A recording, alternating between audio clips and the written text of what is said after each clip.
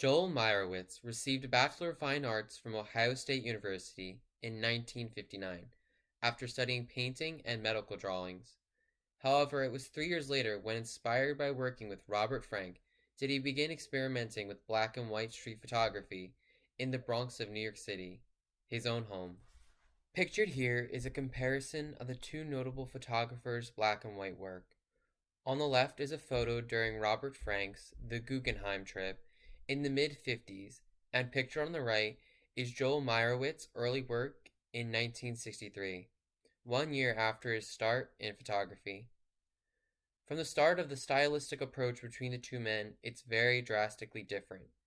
Frank captures a crisp image of all the subjects with various lighting and a blurred background, while Meyerowitz has a single light source that creates an eerie feel and a soft image. However, he gained his original notoriety as being one of the earlier advocates for colored photographs.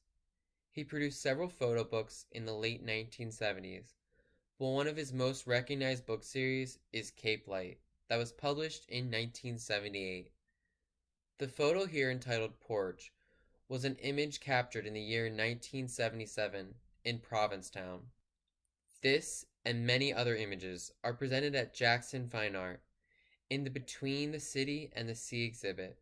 This photograph could be considered aesthetically evaluative, as the diffused sidelight of an assumed to be sunset creates a softness, but also adds the orange cast on the columns that complements the blue sky.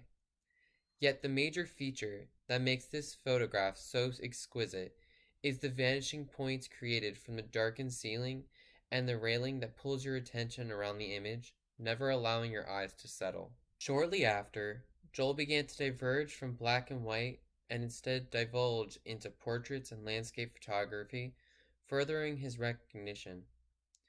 A portrait of a woman named Heidi was taken in 1981 at the Ballston Beach in Cape Cod.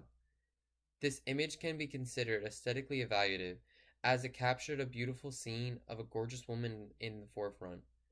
But what makes this an influential piece is the challenge of the body form created by crossing her arms. The photo also has a harsh light coming from above. No surprise here, as it most likely is the sun, but it creates a shadow across her body that adds texture to the photograph. Finally, this head-on image has a sense of symmetry, as both of her arms are crossed and the background is uniform throughout. Yet, as your eyes shift throughout the view, you begin to notice small differences that make the photo more enticing. This visual masterpiece was portrayed in the Howard Greenberg Gallery in New York for a short time period. Meyerowitz is also noted as the only photographer granted access to the remains of the Twin Towers. Through his images, he captures the horrible aftermath that took place at Ground Zero, which has since been used to document part of this historical travesty. Within his photo book entitled Aftermath is the image on the left. I was unable to locate the photo title, but this image can also be found through the publisher Phaidon.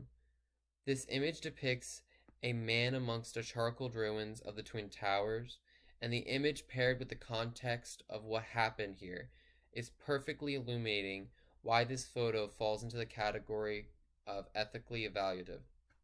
The profound works of Mr. Meyerowitz have brought infamy to colored photography, captured unforgettable moments of history, and have made himself a part of history that will continue on in future generations.